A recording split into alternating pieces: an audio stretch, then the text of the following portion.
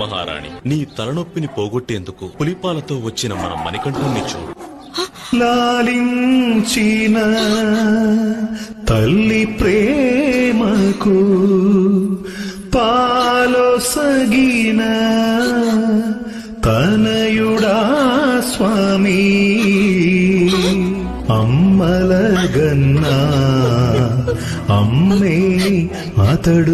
క్షమించు తండ్రి, నీవు దైవాంశ సంభూతుడవనే నిజాన్ని నేను గ్రహించలేకపోయాను.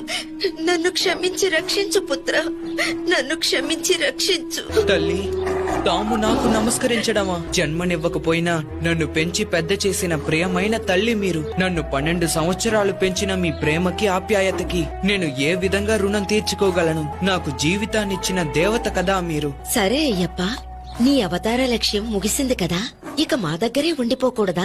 లేదమ్మా,